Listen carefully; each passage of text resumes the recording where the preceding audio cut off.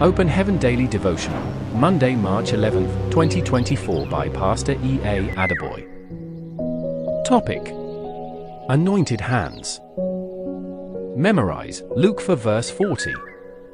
Now when the sun was setting, all they that had any sick with divers diseases brought them unto him, and he laid his hands on every one of them, and healed them. Bible text: Exodus 17 verses 8 to 13. Then came Amalek, and fought with Israel in Rephidim.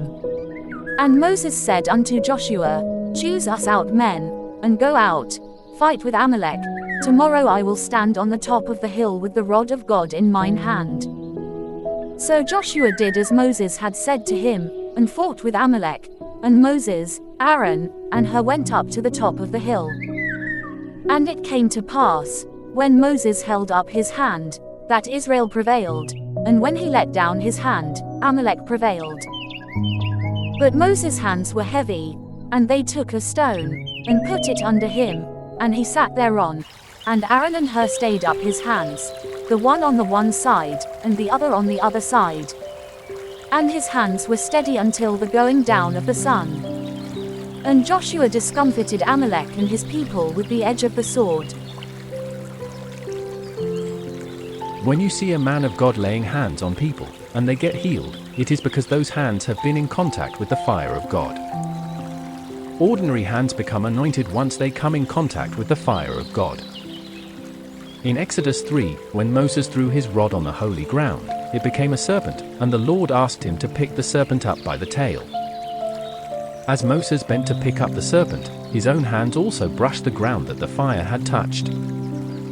From that day on, his hands became special. In Exodus 17 verses 8 to 13, we see those hands deciding the outcome of a war between Israel and the Amalekites.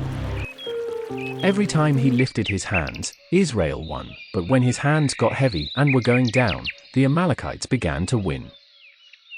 Aaron and Hur were with him. They had 4 hands combined, but they knew that Moses' hands, which had touched the holy ground, were different from ordinary hands.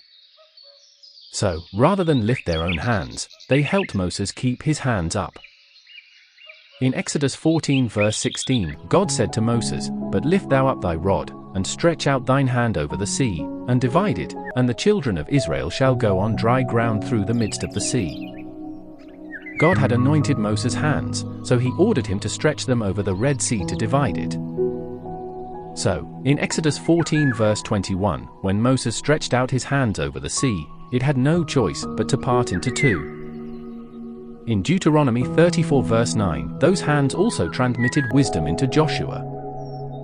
And Joshua the son of Nun was full of the spirit of wisdom, for Moses had laid his hands upon him, and the children of Israel hearkened unto him, and did as the Lord commanded Moses. The power of God turns the ordinary into extraordinary.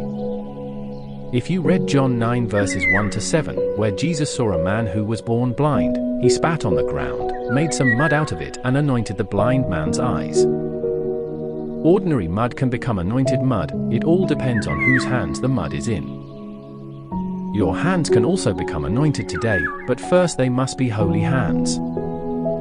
Psalms 24 verses 3 to 4 says that only those who have holy hands can ascend into the hill of the Lord, where they can come in contact with the fire of God. Reflection: do you have holy hands? The fire of God can only rest on holy hands. To complete the reading of the Bible in 1 year, please read the book of Joshua chapters 23 to 24 today. Our devotional hymn is Hymn 4. That Wonderful Name.